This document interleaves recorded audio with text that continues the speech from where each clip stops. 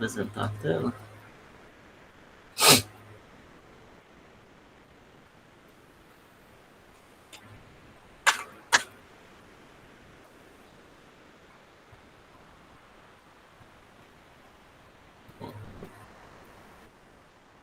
Em geral, também acesso com o celular para poder acompanhar, mas estou sem o celular aqui.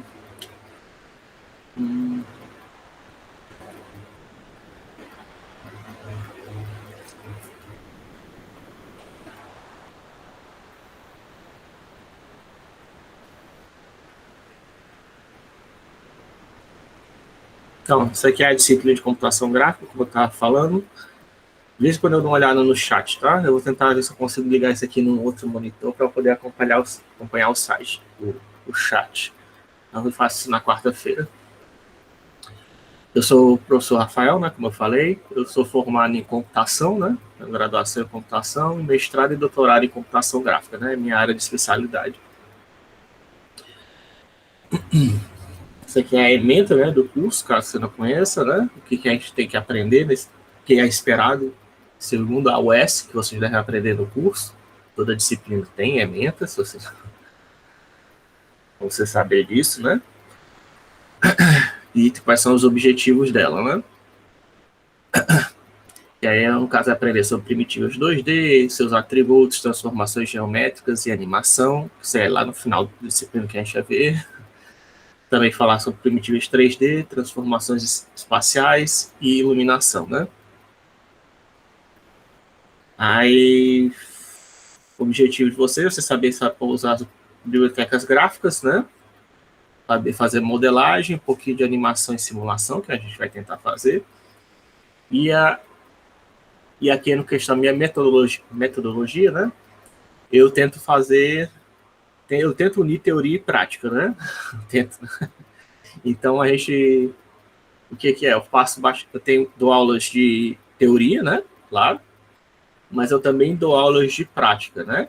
Eu também vai ver código-fonte, isso que eu quero dizer na prática, né? Eu também vou ver código-fonte e vão ser esperado que você implemente código-fonte, né? Do mesmo jeito que você vai ter uma parte teórica, que a parte teórica eu considero que é vocês fazerem as listas, e a lista é a prática da teoria, né? Para mim é mais teórico as listas, né?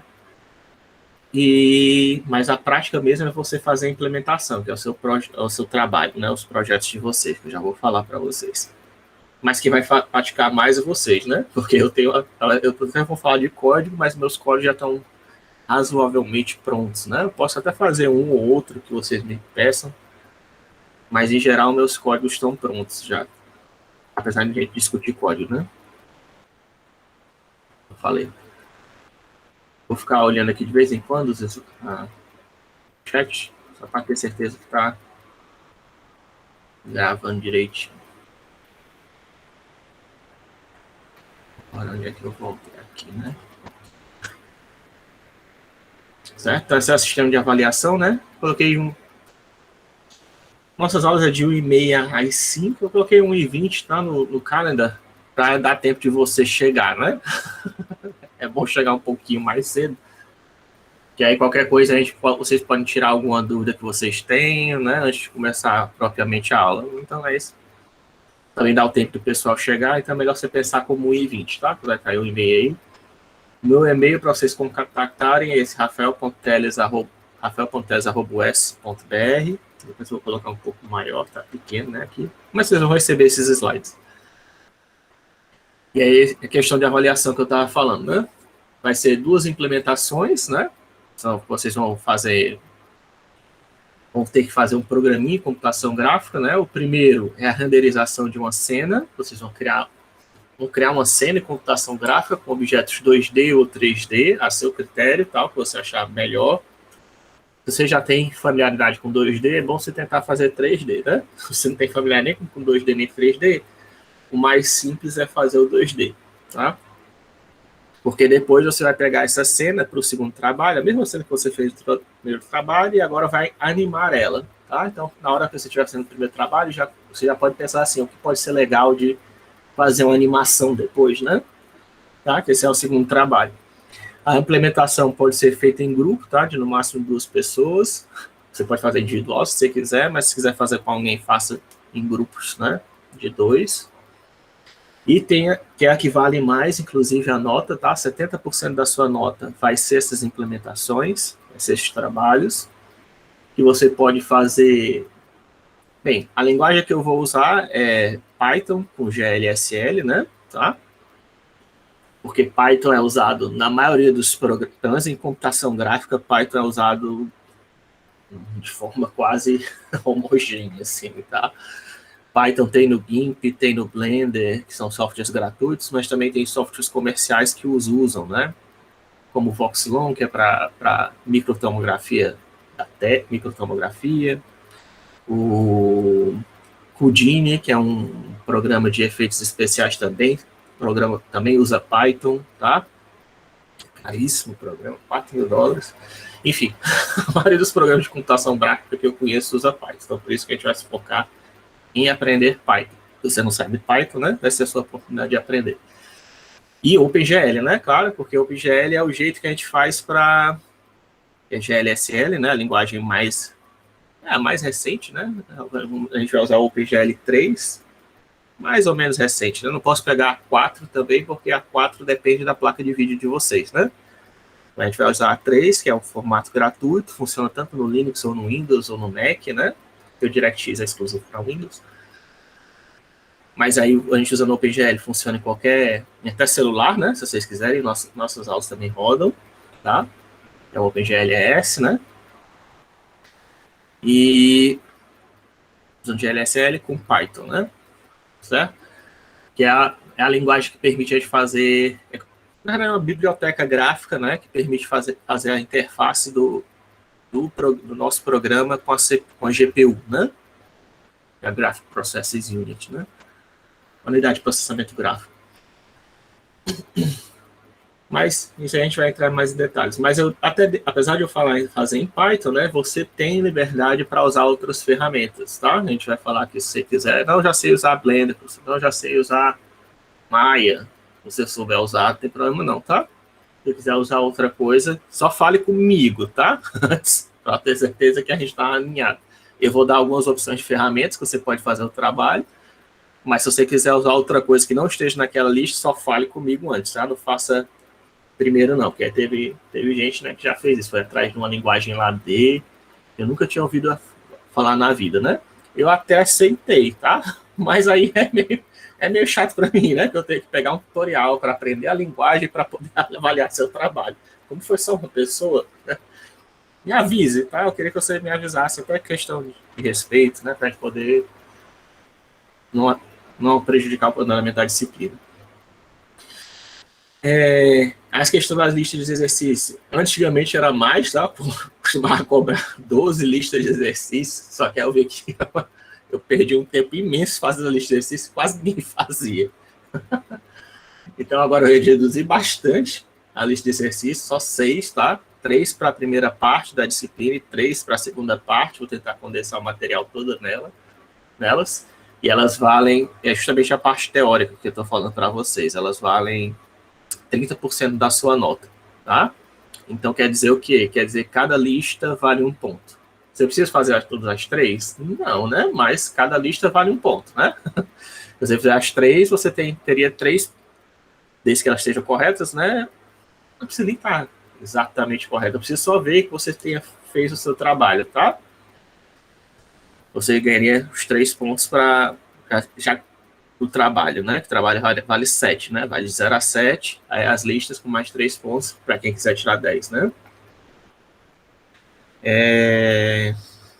As listas, eu quero que você faça um PDFzinho que vocês vão receber, né?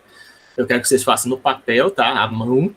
Só que aí você não precisa copiar o enunciado da questão, nada disso, né? Só precisa colocar as respostas com a sua caligrafia. É um meio, vamos dizer, é uma forma de segurança, né, para a gente aqui. E você depois você tira uma foto das suas questões e me envia a foto das questões que você resolveu. Ou então você pode escanear, se você tiver escaneio em casa, né? Ou usa o scanner, ou tira a foto com o celular e me manda as respostas das listas, tá? Até qual é o prazo para a entrega das listas? É até a entrega do primeiro trabalho, né? Eu vou passar ainda. A entrega do primeiro trabalho é normalmente na metade do semestre e a entrega do segundo trabalho é no final do semestre, tá? Não tem. Aí, né, no caso aqui, deixa eu ver, está em. Mês que a gente está? Setembro, né? Setembro, outubro. Acho que em novembro. Provavelmente a entrega do primeiro trabalho vai ser em novembro, tá? Aí no novembro você teria que me entregar as 3 listas, né? Que ainda vou passar, tá? Eu recomendo que você tente fazer a lista o mais rápido possível, para não deixar acumular trabalho, né? Para a última hora. Sempre que eu passar uma lista, a gente fazer em 1 ou 2 semanas, que você tá tranquilo.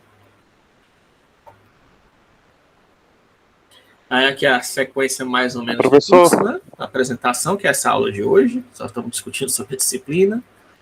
Depois a gente vai começar a falar sobre modelagem geométrica, primitivas gráficas, vamos falar de instalação e configuração de ferramentas, que eu acho isso importante, né? Nem todas as ferramentas é tão trivial assim, né, de se instalar, ainda mais de computação gráfica. Vamos ter aula de OpenGL, claro, falar sobre a diferença que o OpenGL, era isso que eu ia falar, que eu acabei esquecendo, é que o OpenGL ele tem várias implementações, né? Tem uma implementação antiga, que é chamado OpenGL, sei lá, 1.0, 2.0, que aí era usar um formato de linguagem que era GLBegin, GLEnd, é um formato de linguagem mais, eu posso dizer, estruturada, mais regrada, né, mais fechada. Você não tinha tanta liberdade para alterar na sequência, na ordem de execução dos passos.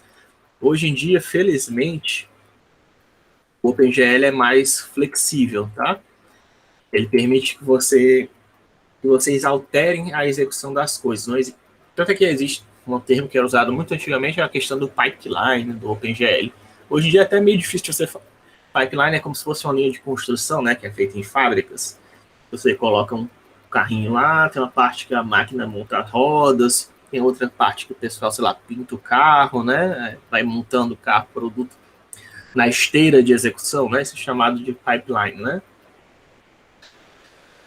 Então, antigamente era muito comum falar isso. Só que hoje em dia, falar de pipeline OpenGL é meio estranho, porque você tem já tem uma liberdade muito grande para mudar a posição das etapas, se você quiser. Que é o que a gente vai aprender, tá? Não se preocupe, a partir do OpenGL 3, a gente já tem essa liberdade, né? A gente vai mexer com shaders, né? Que é o OpenGL SL, que é Shading Language, já permite você mudar etapas do processo do OpenGL. Existe a Vulkan também, que tá na 1.0, né? É outra linguagem que está sendo desenvolvida pelo pessoal da Cronos Group, né? Que é quem desenvolve quem desenvolve o OpenGL, mas ainda está na fase de... Ainda está muito no início, tá? Tem algumas... A NVIDIA, normalmente, as placas da NVIDIA já implementam, né? Que elas sempre estão mais ou menos em par com a tecnologia, mas não é toda placa de vídeo que é compatível com Vulkan, nem que implementa Vulkan. Então, infelizmente, não dá para ensinar Vulkan nesse curso. Talvez daqui a uns 5 anos ou 10 anos dele, né? Mas por enquanto a gente continua com o OpenGL. Eu não sei nem se a Cronos vai deixar de fabricar, escrever a especificação do OpenGL, né? Isso aí é só porque o Vulkan teria certas vantagens porque questão de ser orientado a objeto, né? Aí não sei se vai pegar. Depende, né? Tem linguagens também que surgem e nunca vão para frente, né? A gente só acaba escutando das mais famosas, né? Por exemplo, essa linguagem D, né? Que eu falei que um aluno usou, nunca tinha ouvido falar, tem muita pouca gente que conhece. Tem umas outras linguagens também meio bizarras que são mais curiosidades para algumas pessoas do que são usadas no mercado de trabalho, né? Essas linguagens assim muito excêntricas, né? Elas não aparecem. O OpenGL é usado, né? Obviamente, tem até no seu celular, como eu disse, tem até no seu celular, no seu tablet, funciona em qualquer lugar. Aí vamos falar sobre cor e luz, né? Que é a essência, né, de você poder ver objetos 3D. Eu sei que quando você pensa em fazer um desenho na folha de papel, né? Você só faz o contorno e pinta, né? Mas se você já fez algum curso de pintura, você sabe que a ideia é de você poder clicar, ou de pintura ou de desenho, para você poder criar a ideia de volume, né? Ou de perspectiva, para poder simular que o objeto tem um formato, mesmo que você esteja fazendo 2D, que ele tem uma espessura, né? Você tem que adicionar sombras, né? Tem que imaginar que existe luz em algum canto que está iluminando aquele objeto, está modificando a cor dele, tá? Isso é importante. Né? Mesmo se a gente olhar no meu agora, uma coisa que vocês não talvez não percebam. Eu não sei que você esteja olhando para isso, né? Você olha para o meu rosto agora, você vê que tem uma luz aqui que está iluminando o meu rosto, né? Aqui na lateral, e que meu rosto principal está em sombras, né? Eu também tô no quarto todo apagado, né? A luz toda apagada. Mas se eu acender uma luz aqui, né? Você vê que já modifica a minha iluminação por completo, né? Já tem uma luz aqui que está iluminando metade do meu rosto, deixando a outra parte do meu rosto na sombra. Devia ter até ligado antes. Forte aqui. Um pouquinho. E essa questão de iluminação é importante, tá? Usada não somente na computação gráfica, mas também em filmes, tá? Esse mesmo efeito que eu estou fazendo agora, de ter uma parte do rosto iluminada e outra parte do rosto escuro, isso é usado em filmes e em computação gráfica em geral, para dar uma sensação de mistério, né? O professor está escondendo alguma coisa da gente, né? Tem a iluminação Paramount, por exemplo, você coloca a luz aqui na sua frente para iluminar, principalmente para iluminar modelos, né? Do rosto de cima para baixo, né? Que aí ele deixa as características do rosto das modelos mais à mostra, né? Das mulheres aí, né? Também. Ou quem quer tentar dar uma embelezada, essa é dos segredos de iluminação de Hollywood, né? A iluminação Paramount. Ou também chamada de butterfly, iluminação borboleta, né? Porque seria, ela tá flutuando aqui na minha frente, né?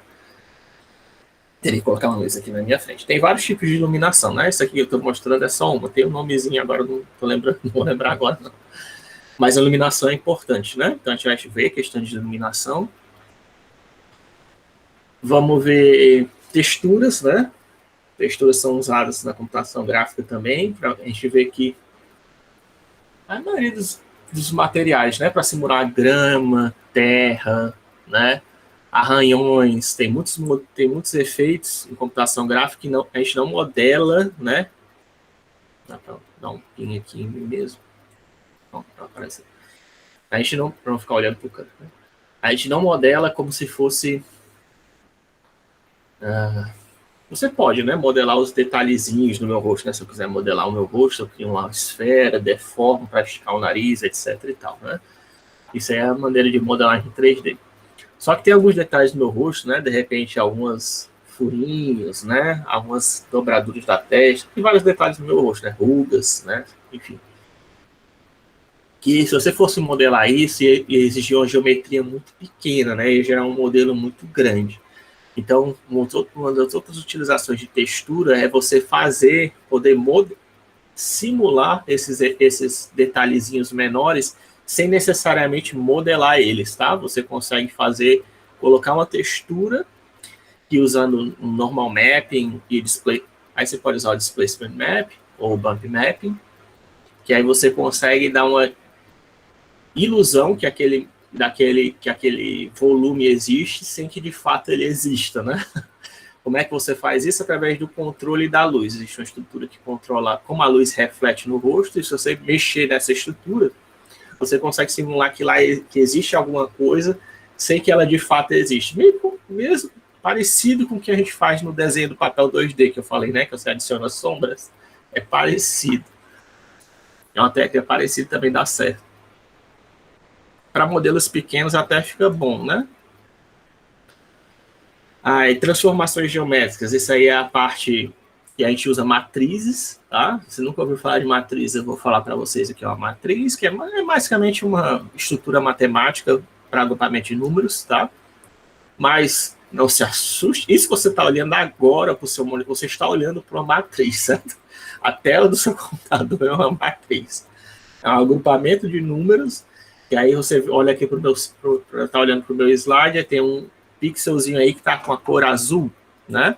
Nessa posição aí da matriz, tem uma intensidade lá, né? Normalmente tem um trio, normalmente é o RGB, e está dizendo para são referente aos 3 LEDs que acendem naquele pixel, dizendo para deixar o azul no máximo, ou então mais ou menos, né? Um azul mediano, não sei se está azul no máximo não, mas está desligando os LEDs vermelho e verde, né?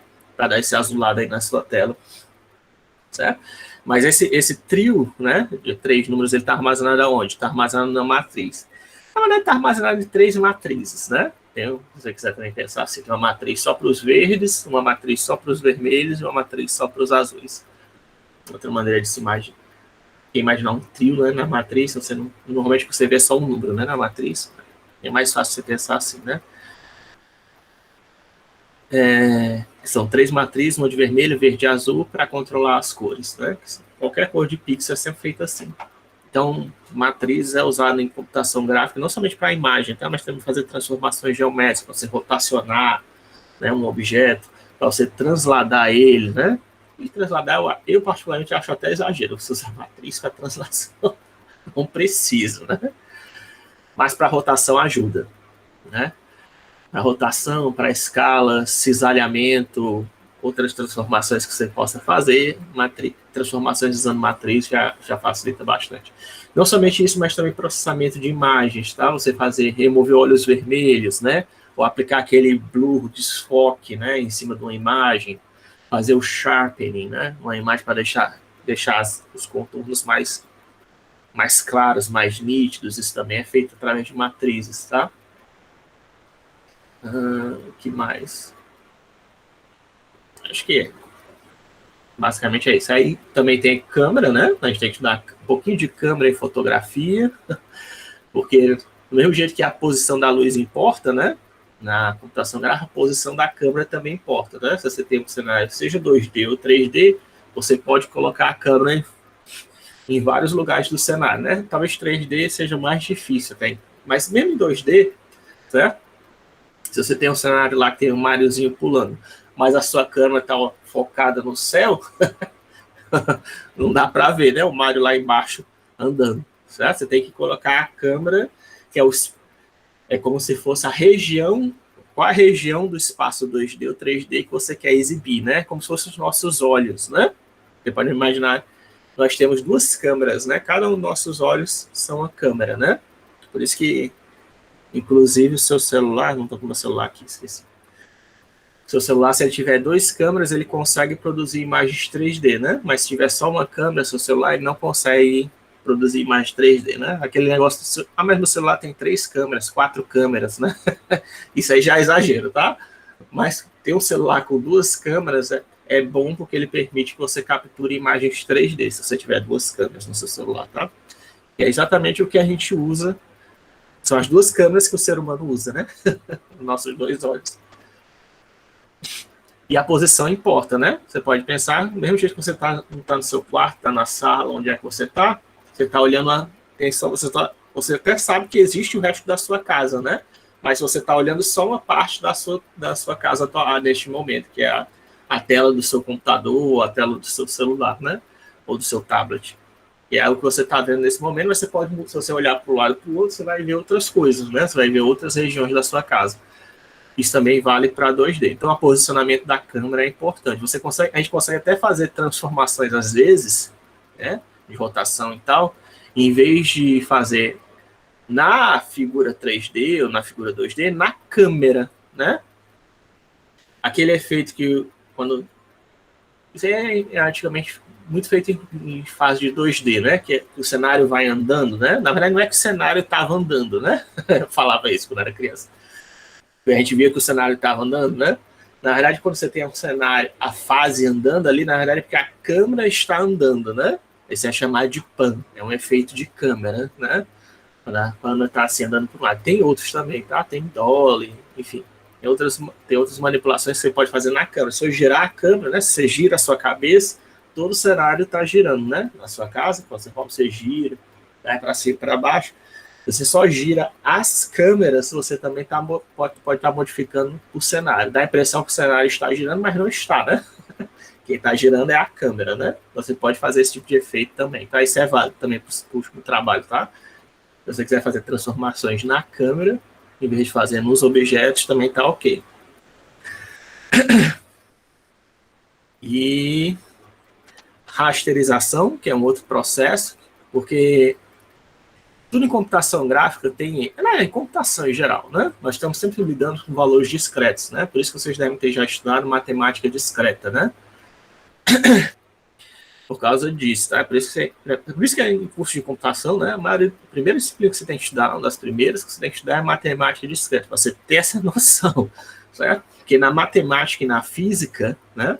Na engenharia em geral, o pessoal lida com infinitos, né? Eles tentam lidar com infinitos de alguma maneira, né?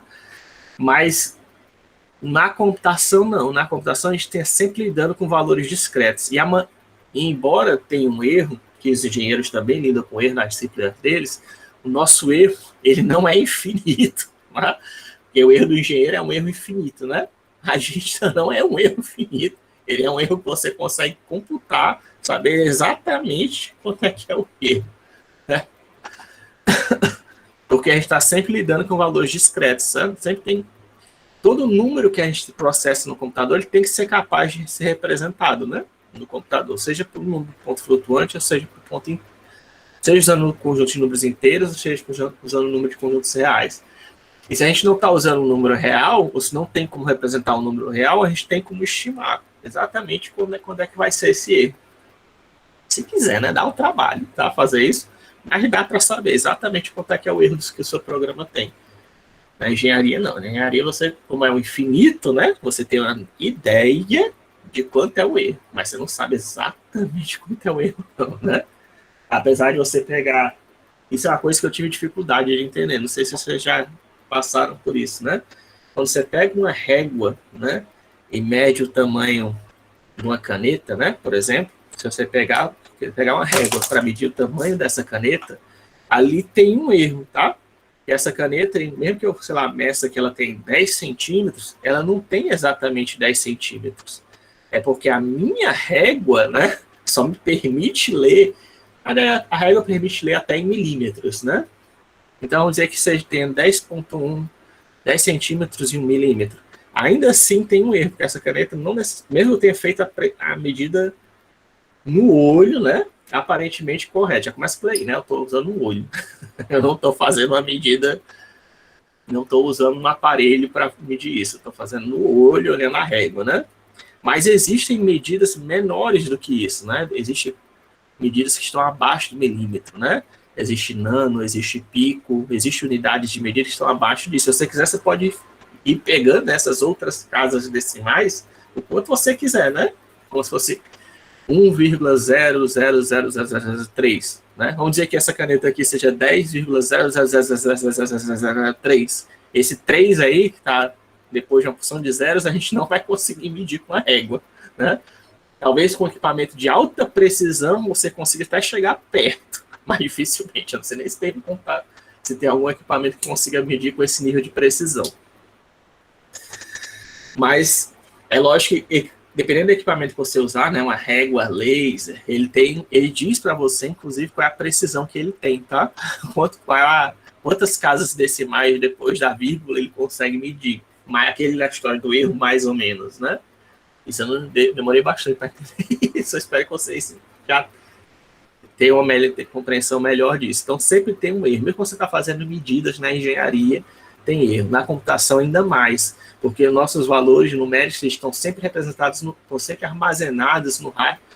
Não somente representados, mas estão armazenados no hardware. Ah, professor, mas eu já vi uma linguagem que permite você fazer cálculos exatos. O próprio Python, né?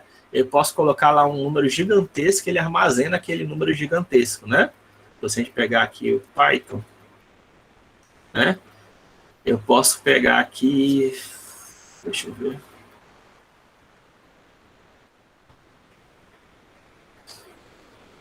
Né? Eu posso pegar aqui o Python e tacar, sei lá, 2 elevado a 120. Aí ele vai lá e calcula aí.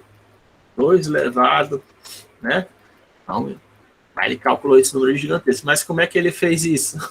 Esse número aqui ele não cabe, tá? Nenhuma na memória do computador, não tem nem perigo disso aqui caber na estrutura de dado, nenhum tipo de dado padrão, seja do C, do Java, tá? Essas linguagens, quando a gente tenta calcular um número gigantesco desse e você vê que a linguagem está usando, no caso do Python faz isso naturalmente, tá? Em outras linguagens você vai ter que usar uma biblioteca para fazer, para poder gerar um número desse jeito aqui. Isso aqui é 2 elevado a 12.000, tá? Por quê? Porque você está usando precisão arbitrária. Precisão arbitrária no computador, para você poder fazer essa exatidão, aí poder fazer o cálculo exato no computador, até dá. Só que para fazer isso a gente usa texto, tá? A gente não usa números por padrão. E aí qual o problema de usar texto? Se você já é um programador, não precisa dizer isso, mas você não tá... se você não tem muita prática de programação, o problema de usar textos é que deixa tudo mais lento, tá?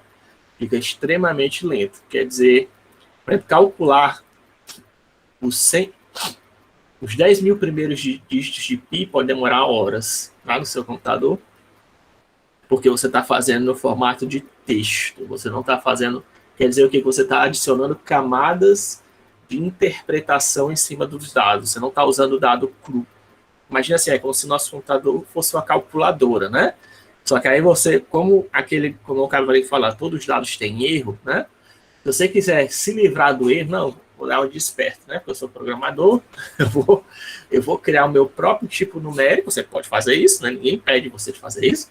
Vou criar meu próprio tipo de numérico, minha classe, que aceita qualquer precisão, e vou resolver esse problema no computador. Né? Todo mundo já pensou em fazer isso, tá? Isso não é a ideia original. Mas, enfim, quando você faz isso, o que acontece? Devido a essas camadas de interpretação que você adicionou em cima do hardware, acontece que o computador, o seu supercomputador, que antes fazia cálculo, sei lá, 3 bilhões de cálculos por segundo, agora só faz 1.000 cálculos por segundo, tá? Devido a essas camadas de interpretação. E aí ele fica extremamente lento. Às vezes tão lento que um cálculo simples pode demorar demais, né? Aí acaba que você acaba voltando para o problema de você vai ter que inserir o erro, né? Acaba que você mesmo tem que inserir o erro no seu programa para poder calcular em tempo hábil, senão não dá. E existem números, né? Números reais que são infinitamente periódicos, né? Por exemplo, pi, né? Não periódicos, né? 3,14, 15, 92, eles seguem infinitamente, né? Aparentemente, até hoje em dia, acho que a gente já descobriu 1 bilhão, ou foi 1 milhão de dígitos de pi, e ainda não se repetiu, né? O padrão, aparentemente, né? Tanto é que, aparentemente, pi é não periódico. Tudo indica que ele é não periódico. Na verdade, ele é até um número transcendente, se eu não me engano. Mas, enfim. Tanto é que quando a gente pega um número desse, né? A gente só pode dizer, estimar que ele não seja periódico, né? Não tem que ter certeza. Mas, enfim. Então, quando você pega... Se você calcular o número de pi exato, você poderia fazer... Se eu fiz um programa para calcular o número de pi, o número de dígitos de pi, existe programa para fazer isso, principalmente em softwares matemáticos. Se você quiser, você pode ficar calculando infinito, né? Nunca vai parar. Vai ficar deixar seu computador rodando aí e fica lá até você morrer. Se você tiver 99 anos de idade, você pode deixar ele calculando dígitos de pi, sempre que descobrir mais um, aí publica na internet, né? Descobri mais um. Descobri mais um. A gente já sabe agora 1 bilhão de dígitos, né? Eu imagino que deve ter computador aí fazendo isso exatamente nesse momento, só descobrindo. Descobri mais um, descobri mais um. E depois publica, né, na internet. Então, o seu programa nunca vai parar de rodar, ou então você vai ter que dizer, né? Pare, né? Quando chegar em 100 dígitos, para, pelo amor de Deus, já tá bom, né? Meu cálculo aqui. E aí tá com erro, né? Obviamente, porque o número de pi não tem só 100 dígitos, tem muito mais que isso, né? E aí você vai ter que, como eu disse, vai ter que inserir o erro, né? Mesmo que você não queira, mesmo que você faça a classe que calcula arbitrariamente, você mesmo vai ter que inserir o erro, senão o seu programa nunca vai acabar. Ele vai chegar, inevitavelmente, ele vai chegar num número que é não periódico e infinito, e ele vai ficar lá calculando os dígitos sem nunca parar, né? Vai entrar num loop infinito, calculando os dígitos. A não ser que você diga, não, só faça 5 casos decimais, 6 casos decimais, né? Quando tiver 6 casos decimais, pare, né? Certo? Esse é problema. Qualquer área da computação sempre vai ter esse problema. Sem contar que ainda tem aquele problema adicional, né? Beleza, você está calculando exato e está dizendo exatamente quantos escasos decimais você quer, só que agora você está... Porque aí agora você vai ter que dizer... Você está perdendo tempo, né, de processamento. Ele está perdendo tempo de processamento. Tem operações que a gente quer fazer no computador que demoram, tá? Mesmo usando os tipos naturais do computador, tem coisas que demoram a fazer. Uma delas é simulação de fluidos, por exemplo, né? Simular água, fogo. Isso é usado principalmente para o pessoal querendo extrair petróleo, né? Aí ele quer saber como é que o petróleo vai percorrer os canos, porque já pensou se um cano estoura, né? Aí derrama petróleo no mar, né? Ninguém quer isso, né? Então é bom fazer uma simulação antes. Fazer esse tipo de simulação é pesada aqui só. Né? Se você for fazer essa simulação com precisão arbitrária, você não vai acabar em tempo hábil, né? Normalmente você tem o que, sei lá, um mês, talvez pode ser até uma semana para fazer aquela simulação. O povo quer fazer a extração, né? Tá montando lá a plataforma, ou sei lá, seja o que for que tá fazendo, né? Pode ser para extração de gás também. Tem várias aplicações, né, no mundo real. Então, às vezes, você querendo ou não, certo? Isso aí acaba que esses modelos exatos, arbitrários, são mais curiosidades e são usados por pessoas em casos muito específicos. Na prática, na indústria, não tem nem perigo de você usar isso, tá? Porque você quer velocidade, né? Para vocês terem uma ideia, eu estava vendo, falei no Houdini, mais cedo já por causa disso, eu estou mexendo um pouco mais nele. O Houdini, que ele é usado para fazer efeitos especiais na indústria, ele exige 64 GB de RAM para fazer simulação de fluidos, tá? 64 GB de RAM. É o recomendado, né? Você pode ter até mais se você quiser, mas 64 GB é o recomendado para fazer simulação de fluidos usando os dados do computador, tá? Não usando uma classe arbitrária, não. Porque é pesado fazer esse tipo de coisa. E é para efeitos especiais, tá? Na engenharia, ele calcula exatamente como o fluido está se comportando em cada parte do momento. É só um chute, né? Esse tipo de coisa pesa na computação, né?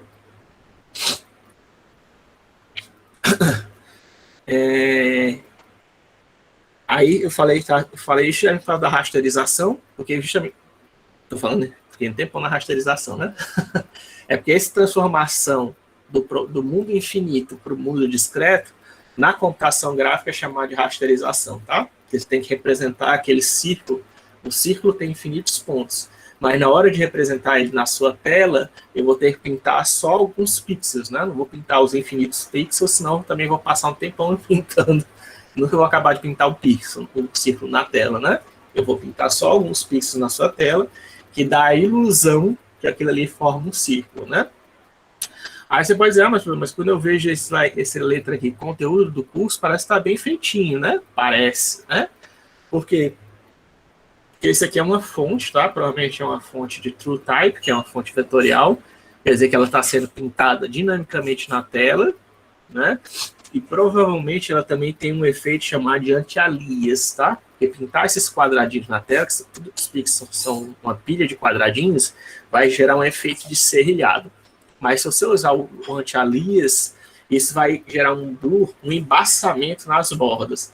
Esse embaçamento nas bordas, que é uma mistura das cores que acontece nas bordas, mesmo dessas letras, é que dá a ilusão que ela é suave, tá? Que ela não é... a gente não consegue perceber o serrilhado, né? A não ser que você dê zoom, olhe de muito perto, você vai conseguir ver o serrilhado. Na verdade, hoje em dia, dependendo do monitor que você estiver usando, né, da densidade de pixels do seu monitor, talvez tenha que pegar uma câmera, uma câmera de zoom para poder ver isso, né? Se você ver o site lá do Slow Mo Guys do YouTube, você vai ver que eles fazem isso, tá? Eles pegam uma câmera com aquela câmera de, como é que é o nome disso? Uma câmera fotográfica de alta definição, né? Que ela consegue dar zoom, consegue dar um zoom gigantesco. Ele coloca a câmera na frente da tela, dá o zoom e foca, você consegue ver até o pixel na tela. Se você quiser, os LEDzinhos, né? O RGB você consegue ver.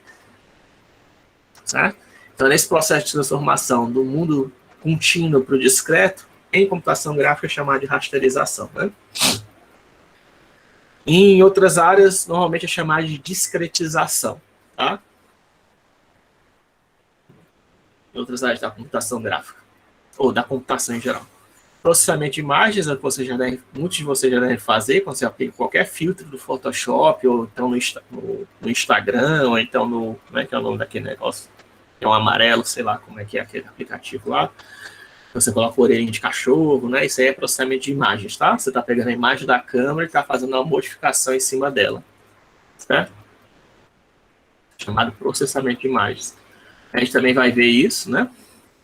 E por fim, vamos terminar a disciplina, né? Falando de animação, né? Como fazer para animar. Animar não é simplesmente mexer as coisas na tela, tá? Existem 12 animação, eu estava vendo recente, é até considerado uma arte, né? Por quem faz. Existem 12 princípios de animação que são usados pela Disney, né? A gente vai discutir eles no final do curso. E é eles que dão a simulação de se você está fazendo um objeto virtual, né? Lógico, você está gravando atores, né? Isso aí você não está animando nada, né? Você só está gravando pessoas se mexendo no mundo real, né? Mas se você está fazendo uma animação com objetos 2D ou 3D, você tem que simular você tem que mexer neles de alguma maneira que seja convincente, né? Aí é que entra os princípios da animação, né? Como é que você mexe naquele, não é simplesmente pegar o círculo e colocar para ele andar para o lado, né? Como é que eu mexo ele de forma que dá uma sensação que aquilo ali tem vida, né? Que ele realmente existe, né? Em algum lugar, né? O mínimo, né? Talvez alguns de vocês já sabem, é aquela questão da cadência de frames, né? Você precisa ter pelo menos 12 frames por segundo, 14 frames por segundo para poder conseguir dar um efeito de animação. Senão você vai ver um negócio, parece alguém andando robô, né? Mesmo aqui na minha câmera, mesmo me gravando, se a cadência fosse muito baixa, ou se alguém tiver com muito lag aí na internet, provavelmente vai estar me vendo, né? De vez em quando eu fico parado, né? Você não me vê de forma fluida, né? A minha câmera, eu estava vendo, inclusive, ela tem, acho que é 30 frames por segundo. Aliás, eu nem sei, né? Porque dependendo da resolução, não sei qual é a resolução que tá vendo aqui, depois eu vou fazer um teste. Tá vendo? Dependendo da resolução, ela só pega 10 frames por segundo. Isso aí é meio ruim, principalmente quando a gente vai ver a animação, deu alguns problemas, eu descobri, para quem estava no semestre passado, eu descobri que talvez seja por causa disso, tá? Dependendo da resolução que eu uso, a velocidade da minha câmera, que é 30 frames por segundo, cai só para 10 frames por segundo. Aí a animação que eu estou tentando mostrar para vocês vai ficar né? Vai ficar quadro a quadro, praticamente, né? Não vai dar aquela sensação de fluidez. Enfim, então isso é uma das questões, né? Tem outras que a gente vai discutir mais tarde.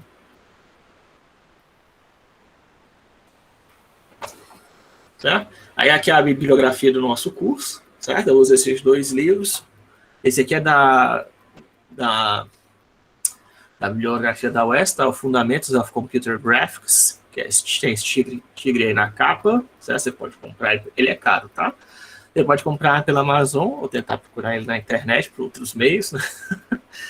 Ou então, se você quiser, também tem o Fundamentos da Computação Gráfica, do Jona Gomes e Luiz Velho, que é a editora IMPA, que é uns R$50, ele é português, tá? Então, se você for pedir, ele vem lá do Rio de Janeiro, tá? Então, demora um pouco chegar, mas eu uso eles 2 como referência, tá? Principalmente o Laranjinha, que é em português. É ele que eu tenho usado para dar computação gráfica na minha vida. É lógico que toda vez que eu aprendo um livro novo de computação gráfica, como eu aprendi quando tinha que dar aula na UES, eu incorporo elementos dos livros, né? Da bibliografia nele, né? Também. Então tem coisas desse livro aqui, né? É isso. Os 2, como são os fundamentos, os 2 falam basicamente da mesma coisa, né? Não tem nenhum assunto que tem aqui que não tem aqui e vice-versa. Só que o oficial, né, da disciplina é esse cara aqui. Que é um livro em inglês, caro, né? A não ser que você compre via formato digital. Digital sai um pouco mais barato. Eu até tenho ele no formato digital. Sai um pouco mais barato, né? Mas formato físico acho que sai mais caro ainda. Certo? Então a definição da... Vou mandar esse slide para vocês. Vou publicar no Calendar, tá? Para vocês. E quando tiver no YouTube essa aula, também vou colocar os slides.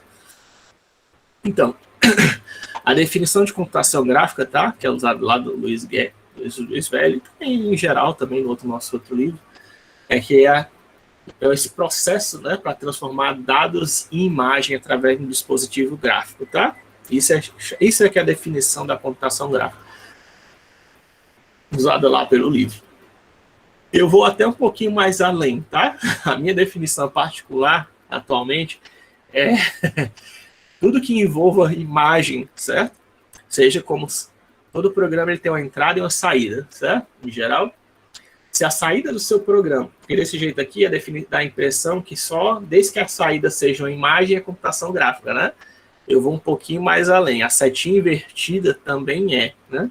Eu também podia até dar uma edição aqui, talvez. Vocês têm aqui, tem dois. Ele não deixa, né, modificar. Vou ter que... Então, se ele permitir só modificar o tipo, né? Vou até mudar isso aqui. Já tem me incomodado um pouquinho, tá? Mas você pode imaginar uma setinha apontando os dois lados, tá? Tanto para lá como para cá. Se você tem dados, né? O que são dados? Dados são bits, zeros e uns que representam algum tipo de informação, tá? Se você pega esses dados, esses números, né? Só, isso é questão de banco de dados, é bem específico, né? Não sei se vocês sabem a diferença, mas quando os dados são só o conjunto de zeros e uns, né? Que são armazenados no computador, né? Ligado e desligado lá. Mas se você pega esses dados e você interpreta eles de forma não semântica, por exemplo, 8 bytes formam um caractere, né? Aí você já chamar de informação, tá? Só uma distinção básica. Aí, a partir do momento que você pega dados quaisquer, que para a gente nem importa qual é a semântica desses dados, tá? Você pega dados e gera uma imagem a partir daqueles dados, isso aí já é computação gráfica, tá? E se você pega uma imagem e também gera dados a partir daquela imagem, também é computação gráfica, tá? A definição do Luiz Velho está até um pouquinho desatualizada, na minha opinião, né?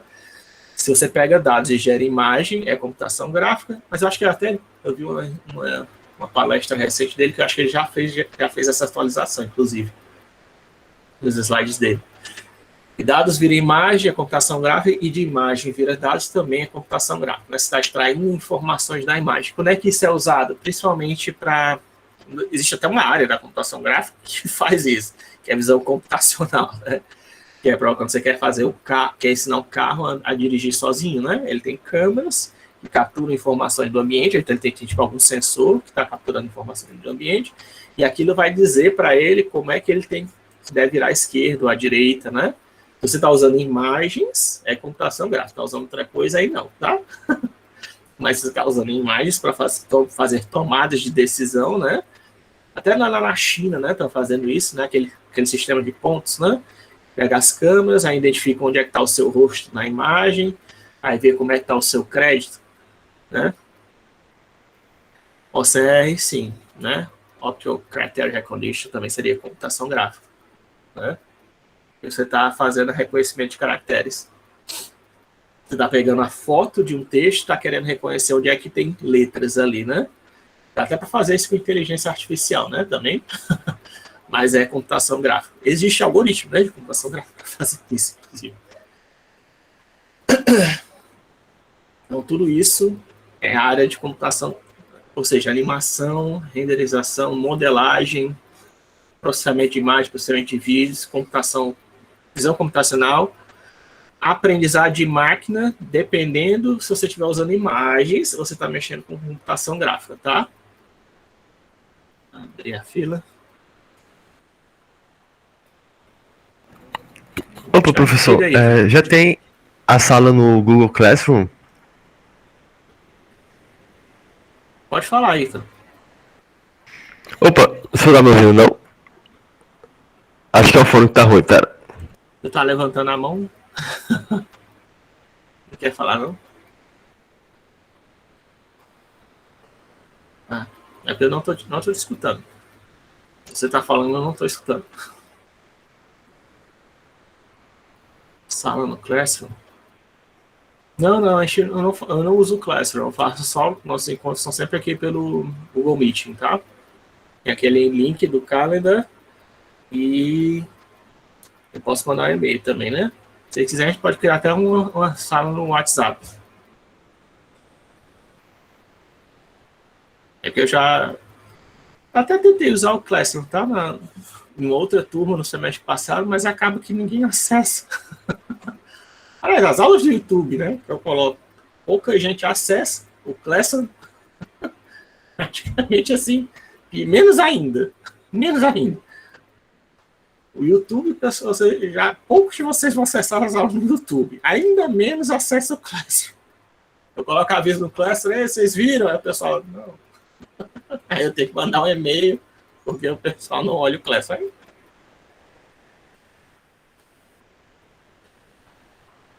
eu prefiro manter só prefiro manter aqui os encontros virtuais, né? Que é isso. Enfim, a gente tem sempre os encontros virtuais, eu acho importante. Sim, questão de presença, tá? Você tem que estar aqui.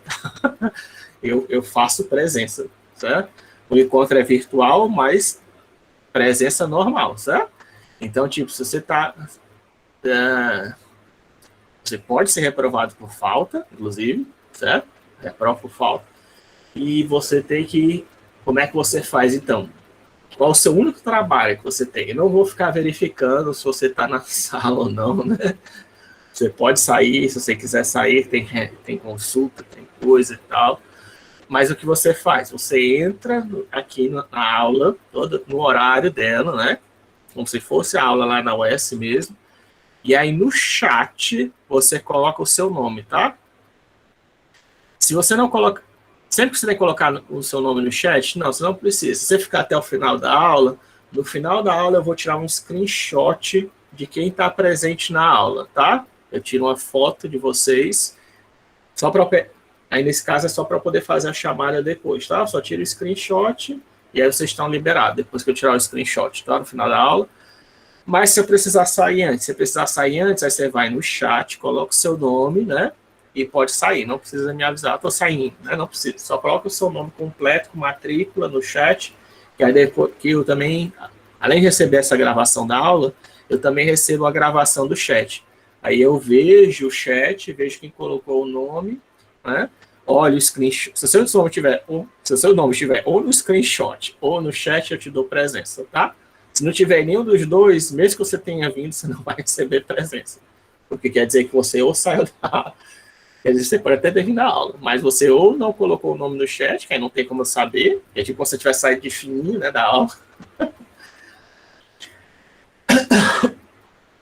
Bom, basicamente, né, se você não tiver no screenshot ou no chat, é como se você não tivesse vindo da aula. Porque não tem como eu saber que você veio à aula, é como se você tivesse saído escondido da sala, né? E aí você vai levar falta. Então, para não levar falta, o que você tem que fazer é entrar na sala e esperar a aula acabar, ou então colocar seu nome no chat, tá? Tem esses dois métodos. E ainda assim tem gente que reprova, tá? Mas enfim. É isso que eu estou falando, avisando logo agora, certo? No início do semestre, leve a sério, presença, tá? Eu sei que é uma aula virtual, né? Mas você tem que... Aquela questão de seriedade, né? Você tem que levar a sério, né? Aqui é uma disciplina do mesmo jeito, né? A gente está passando conteúdo, vai ter as avaliações, vocês vão receber uma nota, e isso vai decidir se você progride ou não na UES, né? Certo? Então, faça seu trabalho.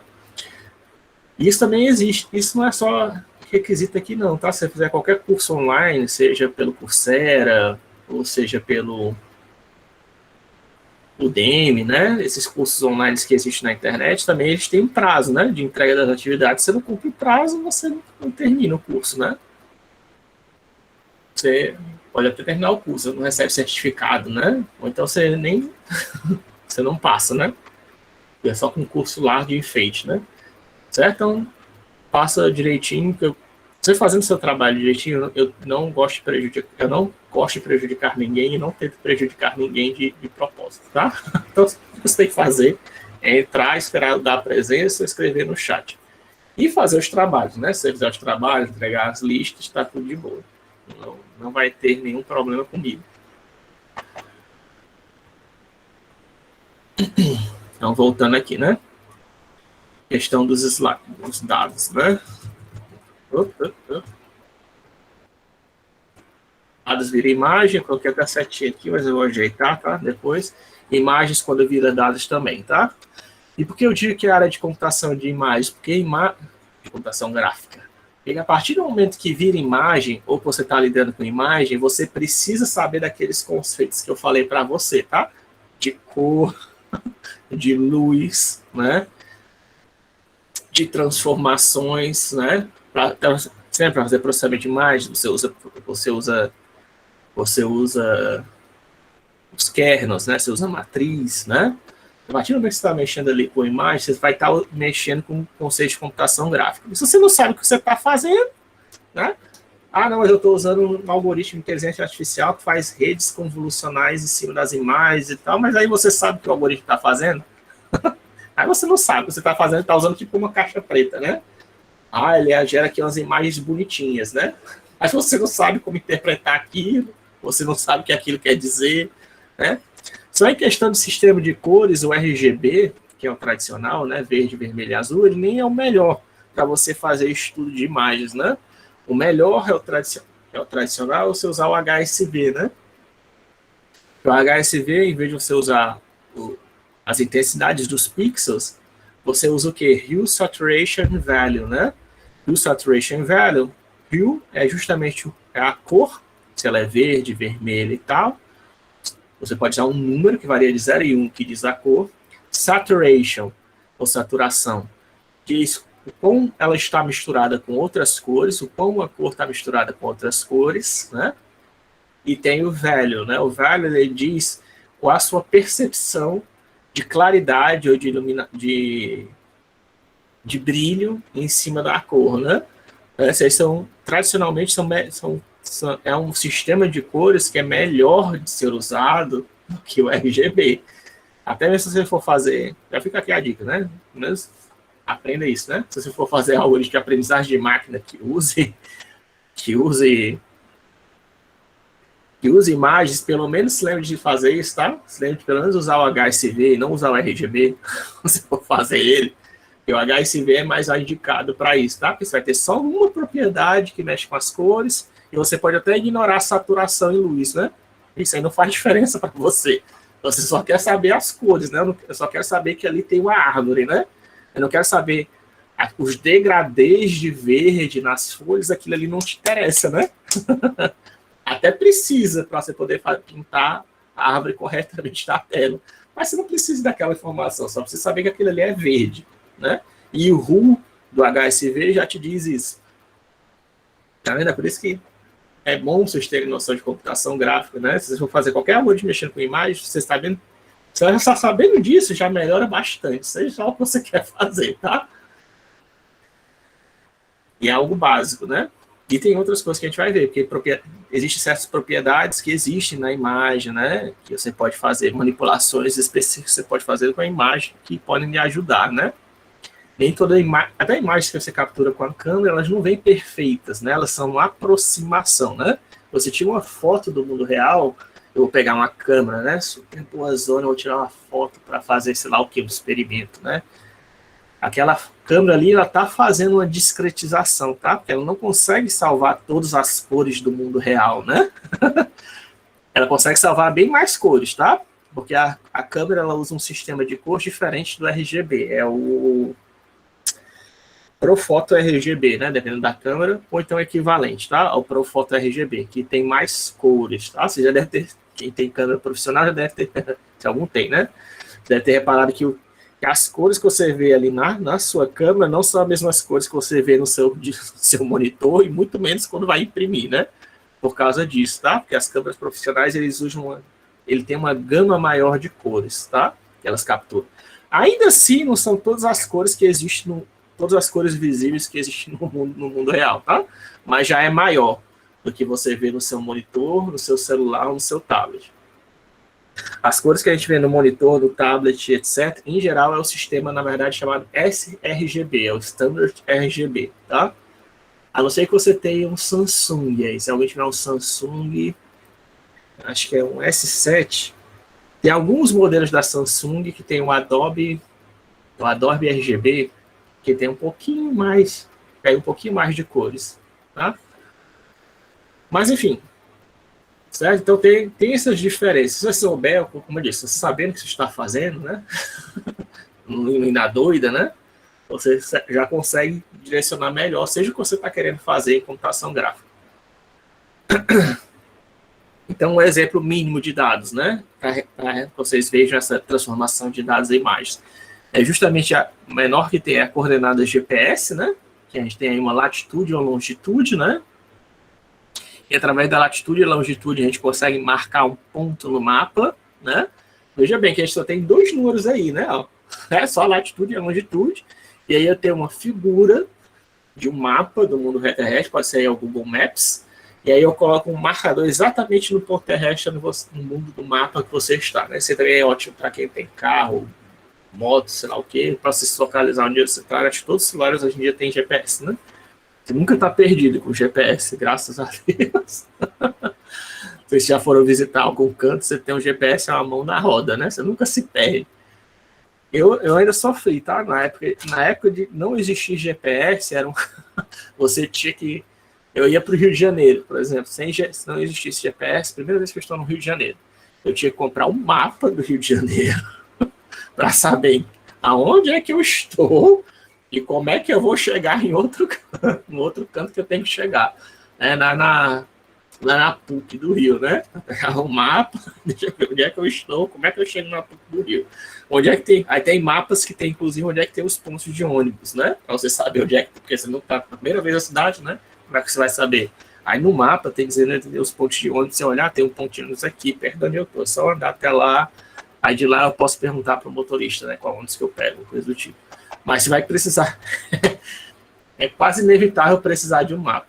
Ainda mais se você estiver num lugar que você não sabe falar a língua. Pior ainda, né? Aí você tem que ter um mapa que você não dá nem para pedir informação.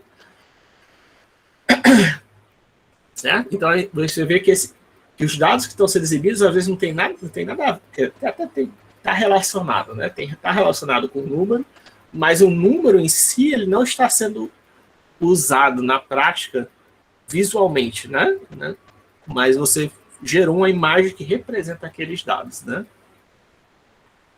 Do mapa, né? Outro modelo tradicional que é usado em computação gráfica é aquela gerar gráficos, né? Você já fez uma tabela no Calc ou no Excel, né? Lá na Microsoft ou em qualquer outro programa de planilha, você tem lá os dados, né? Ou tem várias coluna de dados e você gera um gráfico para poder visualizar aqueles dados. Por que a gente faz isso? E através de uma imagem, né? De gráficos a gente consegue ter uma noção muito melhor do que está acontecendo, né? Isso é usado direto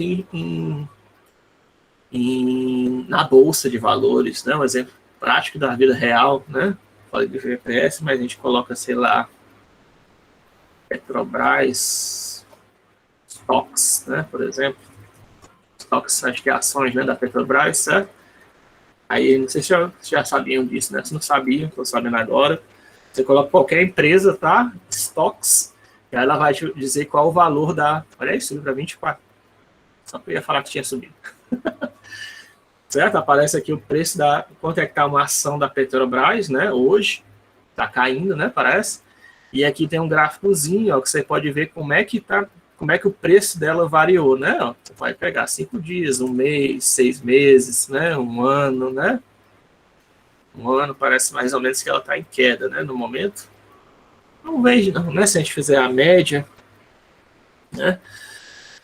Tem gente que só faz isso da vida, tá? Gera esses gráficos. Se você fosse pegar os números, né? Pegasse os valores os valores da ação da Petrobras de 1 ano, né? Quer dizer que isso aí tem nos dias, tá? Porque o valor da ação varia todo dia, acho que com exceção do final de semana, né? Mas você teria quase, sei lá, 200 valores que você teria no ano, né? Se você fosse estudar isso na mão, né? Olhando assim aqueles números, ficaria difícil você fazer um chute para saber se você deve comprar ou vender ações, né?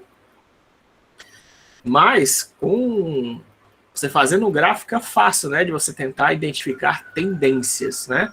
Eu quero tentar identificar se a ação vai cair se o preço da ação vai cair ou se vai subir para saber se eu vendo ou compro, né? Se ela está em queda, você compra, porque aí com a estratégia básica, né? Quando ela está em queda, você compra, porque aí quando o preço subir, você pode vender e ganhar dinheiro, né? Comprei mais barato, vendo mais caro, ganho dinheiro, né? Certo? E se o preço está subindo, você não compra, né? Você vende, se você tiver, né? Você tem que esperar os momentos de queda para comprar, para quando o preço subir. É lógico que você também tem que ter noção. Ela está querendo o quê? Porque a Petrobras vai falir. Porque se ela for falir, né? Ela só vai cair cada vez mais e você vai perder dinheiro, né? Mas a Petrobras não fale não, tá? Porque a Petrobras é uma das ações assim, mais seguras do mercado brasileiro, tá? Para você investir. Porque você... porque o governo, se for falir, o governo injeta dinheiro, tá? Então, quando eu estudei uma época na PUC, né, no meu mestrado, eles já até me disseram lá que, tipo, praticamente todo mundo do Rio de Janeiro lá trabalha na Petrobras. Eles até brincaram, né, com isso. Que a maioria dos cariocas trabalham na Petrobras. Então, se for, ia demitir muito brasileiro se a Petrobras falisse, né? Então, os governos não deixam a Petrobras falir de jeito nenhum. E a falência, né?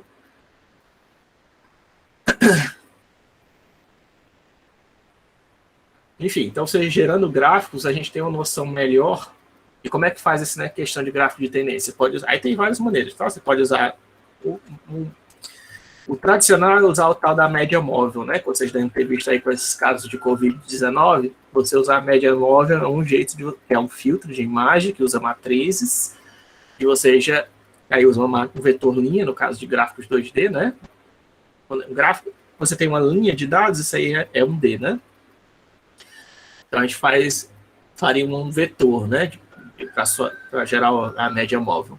Se fosse uma imagem 2D, né? Se as entradas, se os dados aqui fosse uma imagem, aí eu usaria uma matriz, né? Como isso aqui é um vetor linha, né? Que são aqui tipo os preços das ações, né?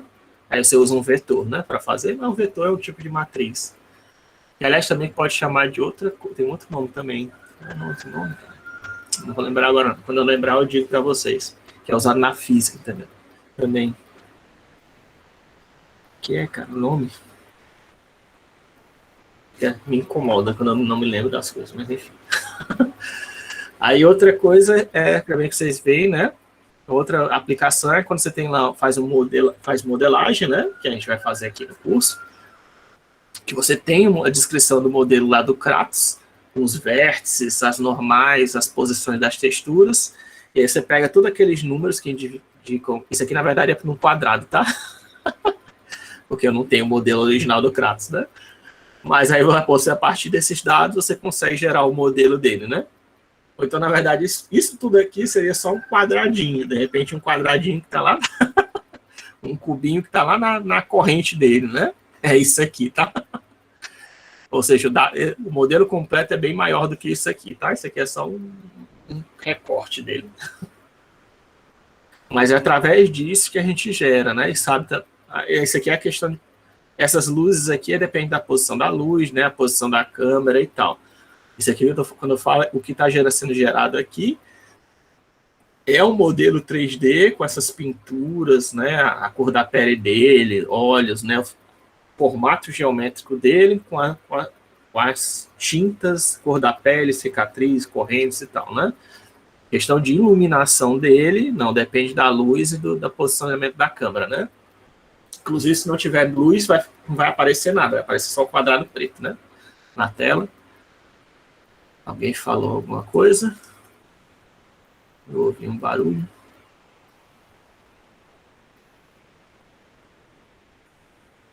Tudo bem, Ismael? Só coloca o seu... tem Ismael Braga da Silva, dá para ver. É bom só colocar o seu nome, né? Quando você sair, né? Como eu falei. Eu falo para colocar o nome, no caso aqui do Ismael, até dá para ver, né? Ele. Mas é porque tem gente que o nome não tem nada a ver com o nome dele, né? Sei lá. Colocou um apelido, né? Ou então se fosse o meu mesmo, né? Podia estar, meu nome ali no chat podia estar só Rafael. Aí se tiver mais um Rafael da sala, não sei, né? Quem é você? É bom você colocar. E Rafael sempre tem um bocado. Então é bom você colocar o seu nome completo, né? Além de isso que eu disse, não é dizer que você vai sair, é colocar o seu nome e número de matrícula só para ter certeza que é você, né? Se só tiver você na sala, né? Eu sei que não só tem eu de Ismael na sala também, tá?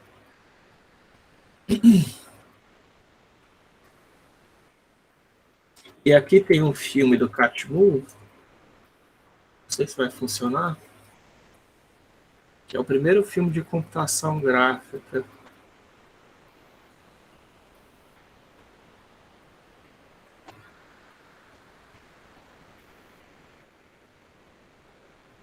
Estou clicando para ver se ele abre. Eu nem sei se vai ficar muito bem, não. Estou testando, né? Estou aproveitando essa aula, testar, ver se dá para ver um vídeo. Como é que vai ficar? Eu acho que vai ficar uma porcaria, que vai ser transmitida pelo YouTube.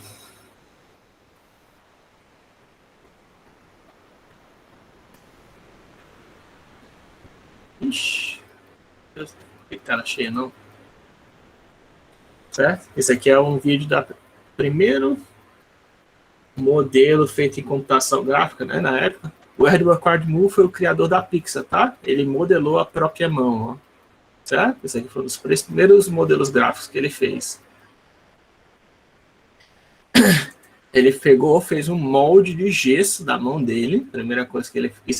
Isso é o princípio da computação gráfica, tá? Hoje em dia é mais fácil fazer isso. E nesse molde de gesso da mão dele, ele desenhou o que seriam os triângulozinhos, né? Tá vendo esses triângulozinhos, esses polígonos que tem aqui no Kratos, né? Ó. Ele desenhou quem seria a triangulação dessa mão, ó. Tá? Colocou o número dos triângulos, né? Onde estariam os vértices, e depois ele usou uma máquina para marcar esses pontos. Eu não sei que máquina é essa que ele está usando, mas ele pegou para capturar esses pontos do espaço, né? Você também poderia, se você quisesse, em vez de usar uma máquina desse tipo aqui, eu já fiz também isso usando régua, tá? Dá para fazer a mesma coisa. Se você tem um modelo de qualquer coisa aqui, sei lá, esse negócio aqui de medir tamanho, né? Você pode marcar pontos nela, né? Usando o negócio legal de gerar um modelo 3D, né? Que você pode, né? Você não precisa. O legal de você gerar um modelo de gesso é que você não precisa sujar o seu aparelho, né? Mas se você quiser, você pode marcar pontinhos aqui. Eu quero gerar um modelo disso, né? Aí você pega uma régua, né? Qual a altura desse ponto? Qual a profundidade dele, né? Precisa pegar as 3 dimensões, né? Se você quiser fazer 2D, só precisa pegar 2 dimensões, né? A altura e largura, né? Pegar aqui a altura e a largura usando uma régua, né? Certo? Isso já dá para modelar, fazendo assim. Pegar a altura, a largura, já vai dar 2D. Se você quiser 3D, você tem que pegar a profundidade também, né? Que nesse caso aqui vai ser igual para todos os pontos, né? Sendo que aí no caso dele, ele usou uma máquina, que eu imagino que deve ter algum sensor, que ele usou para estimar, né, a profundidade, a altura profundidade, altura e distância da mão, dos vértices da mão. Que aí depois ele recolheu aqueles dados, exatamente como o do Kratos, né, e gerou o modelo 3D, só a mão abrindo e fechando, tá? Isso aí no início, fazer um negócio desse no início é legal, né? Era trabalhoso que só e era pesado, tá? Fazer a mão, só a mão se fechar, certo? Já era difícil que só. Tanto que um dos primeiros, e era toda quadriculada, né? Veja que é uma mão toda quadriculada, não é assim perfeitinha, redondinha, não, é só os modelo chapado mesmo, né? E até dá um smooth shade, né? Que é uma forma de...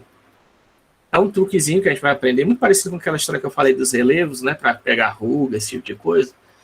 Você consegue fazer uma suavização das cores, que até parece que fica mais suave, né? Mas ainda tá os mesmos triângulos ali, ainda tá a mesma... É o mesmo modelo, tá? Só fez um truque da luz para melhorar... Com a luz para melhorar a iluminação. A luz não. Com a propriedade do modelo para melhorar a iluminação. Né? É das primeiras animações feitas de computação gráfica, né? Como disse, foi o criador da Pixar.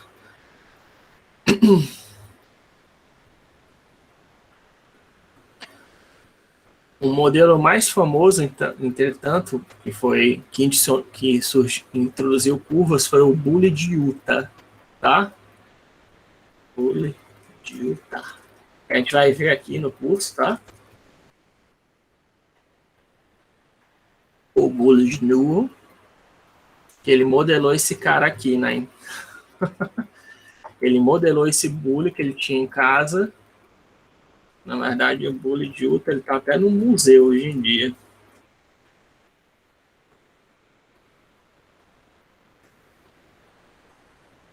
Se eu achar a fotinho dele. Aqui, ó. Esse aqui é o Bully que ele fez, tá? O Bully da casa dele. E esse aqui é o modelo, ó. É? Não é que ele tenha modelado errado, tá? A história é que ele fez, do mesmo jeito que o Catmull fez o negócio do modelo da mão, ele também pegou os pontinhos, né? Fez o processo todo manual. Só que ele usou uma superfície de Bézier, os patches de Bézier para fazer essas curvas, né? Por isso que esse cara ficou famoso, né? Esse modelo ficou famoso.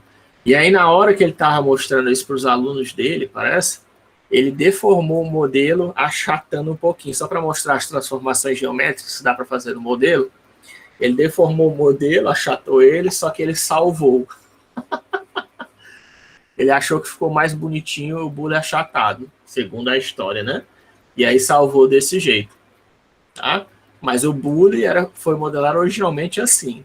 Só que aí, ao fazer a demonstração para os alunos, ele achatou um pouco o Bully e achou que ficava melhor assim e acabou salvando aquilo e ficou desse jeito, tá? Esse degradê aqui, esse aqui já é um efeito que ele está fazendo de normais. O Bully mesmo é branco, né? Enfim, eu estou pegando aqui da Wikipedia. Mas você já deve ter visto esse Bully. Você vai ver, se você mexer com computação gráfica, você vai ver esse Bully aparecendo em vários lugares, tá?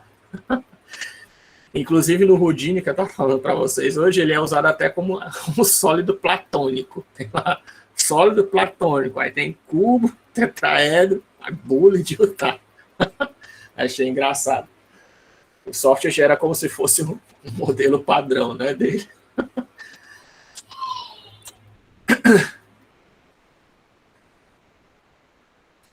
E é bastante conhecido, né? É usado bastante em papers de computação gráfica e em softwares de computação gráfica você vai ver também que ele aparece. Tem o OpenGL até gerava, tem uma biblioteca do OpenGL que é a Glut, que hoje em dia está desatualizada, ele gerava o Bully de Utah. Se você pegar a FreeGlut, né, ela provavelmente ainda tem isso. Ah, sim, e para gerar janelas a gente vai usar a Qt, tá? Mas se você quiser usar outro ambiente de janela, ou se você não quiser usar janela, também fica a seu critério.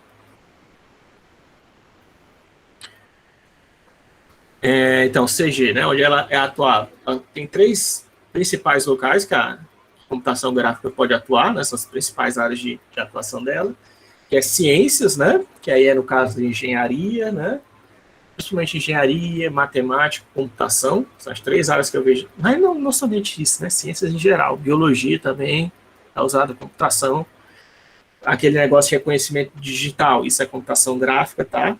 Que você tira uma fotinho do seu dedo e existem certos marcadores que identificam, tentam identificar, né, você como uma pessoa única, né?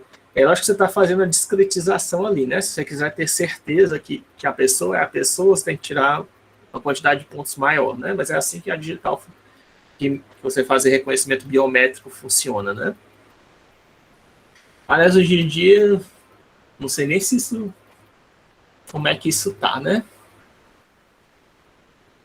E a gente vê que o pessoal, para reconhecimento de faces, né, que tem lá no iPhone, o pessoal consegue colocar uma máscara, às vezes até uma foto, e consegue usar a foto para desbloquear o iPhone, né? Enfim, mas isso é um tema de pesquisa, né? Isso aí tem a ver com biologia, né? Quando é que marcadores biométricos, né? Mas também biologia mesmo, fazer simulação de como células se interagem uma com a outra, fazer modelos de propagação de vírus, né? Isso aí até tem a ver com biologia, mas também tem uma interface aí com a computação, né? Existe até um cara que é um matemático que criou, como é que é o nome dele? É o Jogo da Vida, né? Life Game, que ele conseguiu criar uma estrutura que seguindo regras básicas, ela nunca morre, ela consegue se multiplicar. Não vou lembrar o nome dele agora. Mas isso é feito com programação, né? Isso tem nada a ver com biologia, são regras matemáticas que o cara colocou como se fosse que permitem que pixels fiquem acesos na tela e nunca parem de acender, né? Ele criou, alguns chamam como se fosse uma criação da vida, exageram, né? Como é que é o nome dele? É Game of Life, eu acho, né? É o Conway Games of Life, tá?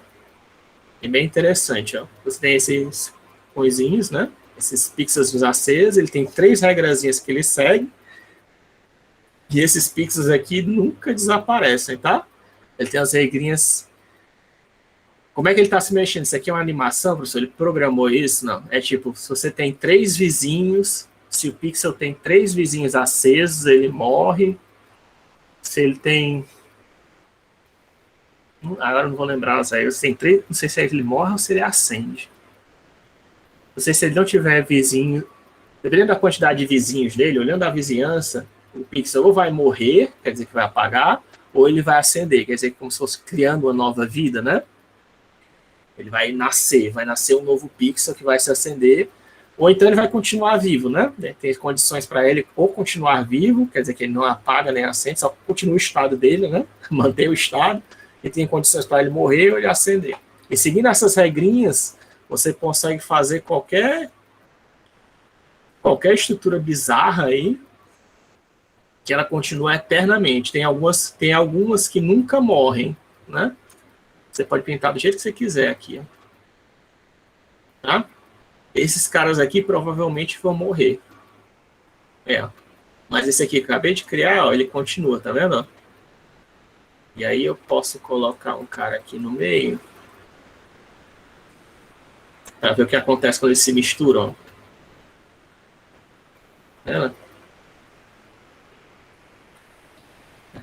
Como se fosse uma espécie de simulação de vida que ele criou, né? Esse Conway é bastante famoso, né? E existem algumas estruturas que... E olha aí, tá gerando... Milagrosamente tá gerando um formato interessante, né? Não foi minha tudo que eu fiz totalmente aleatório, né? Mas, enfim. Isso é bastante estudado, né? Tem muita gente que estuda isso, né? Como projeto de mestrado, né? Dependendo do que você quer fazer, né? Ó, aqui entrou num loop, ó. Só fica de um lado para o outro, ó.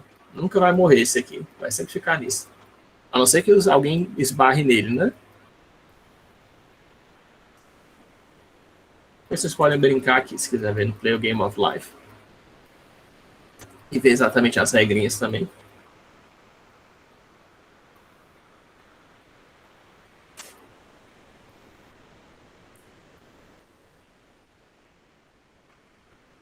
Ciências, entretenimento, que é o que vocês conhecem, né? Que é geração de filmes e jogos, né? Deus na Guerra, né? Seja PlayStation, seja no PlayStation, seja no celular, seja no Wii, seja onde for, né? E filmes também, né? Como eu falei, da Pixar, da Disney, do... Como é que é? Eu não vou lembrar, né? O nome não tem nem perigo de lembrar. Mas já vou mostrar os exemplos. E nas artes, né, também, o CG também é usado para fazer arte, né? Para fazer voxelização, pixel art, voxel art e outras variantes, né? Que é para você gerar CGI, Computer Generated Image, de forma artística, né? Por quê? E por que isso é considerado arte, professor? Porque, como a gente vai ver, existem 2 modelos de cores, né? O aditivo e o subtrativo. O modelo subtrativo é aquele que é usado por artistas, né, desde sempre, 1600 e não sei quanto, que eles pegavam tintas, que tintas inclusive, de acordo com os materiais que existem numa tinta, você pode até identificar se aquilo ali se é falso, se é realmente um quadro de determinado ator, de pintor, né, porque você sabe quais são os materiais que existiam em determinada época, né. E não somente isso, né? Obter tintas era caro, né? Não era qualquer um que tinha tintas, né? A gente conseguia fabricar tintas, ou tinha tintas disponíveis para poder ficar pintando, né? O dia todo. Enfim. Mas hoje em dia, isso é um modelo subtrativo. O modelo aditivo, certo? É formado pela adição de cores. Quer dizer que você tem LEDs, né, que são lanternas, que emitem espécie de luz eletromagnética, e a gente, usando cores aditivas, a gente consegue gerar cores que não são possíveis de ser representadas no modelo subtrativo, tá? A gente existe o espectro de luz visível, que é o que o ser humano consegue enxergar, e o espectro de luz aditivo consegue, que é usando luz, né? Luz tem energia, a gente consegue gerar determinadas cores que não existem, não é que não existem, que não podem ser geradas pelo papel, por tinta, por um modelo subtrativo, tá? Não dá para você fazer. As pessoas, artistas descobriram isso e ficaram, oh, que legal, quer dizer que eu consigo fazer um quadro que nunca vai ser, não é possível imprimir ele, exatamente. Você consegue fazer um quadro que não dá para imprimir ele. Se você imprimir, vai ficar com as cores todas pastel, né? Vai ficar morto, né, o quadro. Um exemplo clássico, né, que é o que eu gosto de usar, é a questão do sabre de luz, tá? Aquele sabre de luz ali, você está usando cores super saturadas e com nível de energia alto, tá? Você pode fazer o que você quiser, você nunca vai conseguir imprimir a foto de um sabre de luz para ficar perfeito, que nem você vê numa tela de cinema, tá? Não dá. Ele está usando um nível de energia, né, um nível de saturação que você não consegue acessar usando, não importa o papel ou a tinta que você usa, tá? Isso tem a ver com os espaços de cores que a gente vai ver. Agora o inverso é o contrário, tá?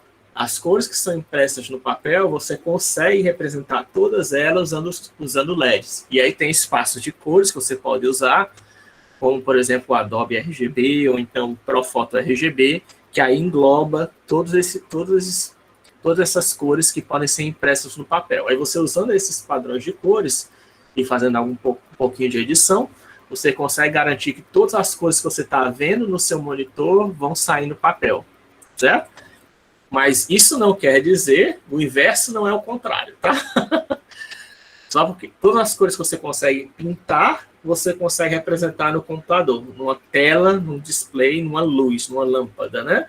Mas o inverso não é verdade, né? Obviamente. Porque todas as cores que você consegue gerar com lâmpadas, nem todas elas você vai conseguir representar no papel, né? A não ser que se crie uma espécie de papel no futuro, né? Uma espécie de papel brilhante, né? Que emita luz. Que aí não é nem papel, né? É uma tela, né? Aí dá, né? Você comprar, tipo, aqueles quadros que existem, né? Aqueles tipo, quadros digitais, né? Porta-quadro digital, né? Que você coloca. Que ele é uma tela de LED, né? Tem aqueles quadros que são tipo uma tela de LED, que aí você consegue exibir fotos, né? É o porta-retrato atual, né? Que existe. Você coloca aquela tela, coloca umas fotos, tem um porta-retratozinho, coloca uma série de fotos e fica exibindo no porta-retrato, fica trocando de vez em quando a foto que tem ali, né? Caro, né? Um negócio desse. Mas se você usar um negócio desse, né? Aí talvez dê para exibir a tal da arte digital, né? Sem problema. Mas ainda assim, né? Por isso que os artistas ficaram fascinados por causa disso, né? Porque você consegue ter acesso a uma gama de cores que não é possível ter com tinta, tá? Por isso que também computação gráfica também é usada nas artes. E você pode, se você estiver interessado, você pode ir atrás de uma coisa chamada demoscenes, que é também o que o pessoal da computação gráfica gosta, que são, além de usar cores diferentes, é você fazer obras de arte que às vezes não tem nada, não tem é só uma animação legal que ele conseguiu produzir, mexendo com cores de pixels e fórmulas matemáticas e fórmulas diversas. Isso é chamado de demoscene, que é tipo que o artista demonstra a conhecimento e a arte dele em computação gráfica, né? O artista ou o programador também, né? Depende de como o cara quiser se chamar, né? Então, essas aqui são as áreas da computação gráfica, né? Esse aqui eu prefiro mais, né? Aquele extensão, né? Da computação gráfica. Quando você está trabalhando em dados com dados, né? Desde que esses dados sejam para gerar imagem, né? Isso aí a gente chama isso de modelagem geométrica, tá? Aí de dados para imagem, animação, você pode fazer animação, realidade virtual ou aumentada também, né? Que você está querendo pegar, por que eu chamo isso de realidade aumentada? Quando você pega, de repente, um carro, tem até alguns carros que estão sendo desenvolvidos assim, que o visor da frente do carro, ele é uma tela de LED, né? E aí você pode colocar, eu não sei se isso vai ser aprovado, tá? Mas eu já vi isso. Que o vidro do carro é uma... E aí moto pode usar o visor, né? Também, da mesma maneira, se você quiser. E aí quando você passa na frente da loja, de uma loja qualquer, aparece uma propaganda da loja no visor do seu carro, né? Isso é realidade aumentada, tá? Porque pode aparecer descrição da loja, pode aparecer as setas do GPS, não somente propaganda, né? Mas também setas na estrada, indicando se você deve dobrar à direita ou à esquerda, né? Ou colocando pontos importantes que você tenha marcado no mapa, certo? Isso dá para fazer com tela de LED e realidade aumentada. Você já deve ter feito. Hoje em dia, a maioria você usa o celular, né? Você olha o celular, aquele negócio, eu acho que é Pokémon Go, né? O mais famoso que tem, exemplo de realidade aumentada, é o Pokémon Go. O pessoal capturando Pokémon, né? Pode parecer brincadeira, né? Mas isso é uma discussão séria, tá? Na última palestra que eu fui, na última conferência que eu fui de computação gráfica, o cara até usou o exemplo de Pokémon Go, que é engraçado você pensar como um aplicativo seu de celular modifica a realidade, né? Nem existe... A gente está num momento perigoso, sabe? Porque não existe uma legislação atualmente que controle o mundo virtual, né? Você pode criar marcos no mapa aonde você quiser e não existe lei que te proíba de fazer isso. Qual o problema disso? Eu posso criar um marco, por exemplo, lá do Pokémon Go, o cara estava mostrando. Alguém, por algum motivo, criou um centro de Pokémons em frente a uma igreja. E aí o que aconteceu? Há um local, um bairro que antigamente não tinha ninguém, nesse local onde criou lá um centro de Pokémon, e inclusive tinha um Pokémon raro lá, começou a encher de adolescente. E os adolescentes iam todo mais com um celular para capturar esse Pokémon, lotou a rua e eles ficavam, tipo, sei lá, altas horas da madrugada lá, se reunindo para beber, caçar Pokémon e ficar conversando. Aí o lugar que era, tipo, uma residência totalmente pacífica virou, do nada, um dia para a noite, virou sei lá, um dragão do mar da vida, né? Aí o pessoal começou a reclamar, jogavam coisas em cima dos adolescentes para ir para casa, né? Foi uma confusão, né? Isso aí, não lembro qual foi o país, ele me citou na hora. Mas demonstrou que isso foi um dos problemas do tal do Pokémon Go, né? E o que o cara fez? O cara criou só marcos. Provavelmente o programador só criou marcos aleatórios, né? No mapa, para as pessoas caçarem Pokémon. Mas não existe regulamentação, né, atualmente, que proíba você de criar marcos virtuais, né, no lugar que você quiser. E já pensou, você pode até colocar marcos indesejáveis, né? Ah, aqui mora pessoa X, não se aproxime dela, né? Você tá... né? Você pode fazer coisas desse tipo, assim, mas isso atualmente só é possível porque não tem... Na verdade, a nossa legislação, até no Brasil, não somente no Brasil, né, mas em outras partes do mundo ainda é muito fraca, né? Para controlar o mundo virtual. Mas o mundo virtual, principalmente que você usa realidade aumentada, influencia no mundo real, né? Tem influência no mundo real. Você pode até ver outros problemas que o Pokémon Go gerou, né? Não somente, que eu acho que o mais que a gente viu aqui foi aquela questão do povo sendo atropelado, né? Tava caçando Pokémon, aí foi na rua e morreu atropelado, né? Mas isso aí tem outros problemas, isso aí não é só esse problema que teve, não, tá? Se você for ver atrás, é um bom caso de estudo para você ver, né? O problema da realidade virtual. Problema não, né? Questões que a gente vai lidar, né? Que a gente, desenvolvedores, tem que raciocinar, né? Sobre, já que não existe legislação, a gente está lidando aí, então a Deus dará, a gente faz o que quer. Rasterização e visualização, que eu falei aquele processo de discretização, né? Tem processamento de imagens e vídeos, que aí é de imagem, vira imagem, processando imagem, aí obviamente é centro de computação gráfica, né? De dados para dados não, tá? O ciclo, quando é entrada e saída de dados, isso aí só é computação gráfica quando esses dados têm o fim de gerar uma imagem, tá? Se você está fazendo só processamento de dados, aí não, né? Isso aí é banco de dados, né? Provavelmente é banco de dados. Ou então é outra área de computação gráfica. Ou de computação gráfica, não, da computação. Pode ser redes, pode ser outras coisas, né? Mas você está mexendo com dados de imagem, né? Entrada e saída de dados, então pode ser modelagem geométrica, né? Aí tem visão computacional, que eu já falei para vocês, aprendizagem de máquina é uma área da computação gráfica quando está lidando com imagens, se estiver lidando com outra coisa não é, tá? E biometria digital, né, que eu já falei para vocês. Só para... Existe o termo renderização também, mas renderização, só parênteses aqui, que renderização é um termo mais genérico, tá? Ele é usado para... Se você quer fazer, gerar um output qualquer, tá? Você pode ser chamado de render. Tem muita gente na computação gráfica que gosta dessa palavra, render, né? Render engine, render não sei o quê, só que render é um termo muito genérico. Raster eu acho que é um termo mais apropriado, tá? Que é estar gerando a imagem de pixels para ser exibidos na tela. Tá? Render, não necessariamente você está produzindo uma imagem, ou seja, quando você fala de render, não necessariamente você está trabalhando com computação gráfica. Embora tenha gente com a computação gráfica que gosta de falar de renderização, render ou coisa do tipo. Eu acho que já passou da hora já, né? Eu vou falar dos exemplos aqui na aula de quarto, até mesmo porque eu não sei se vai vir mais gente.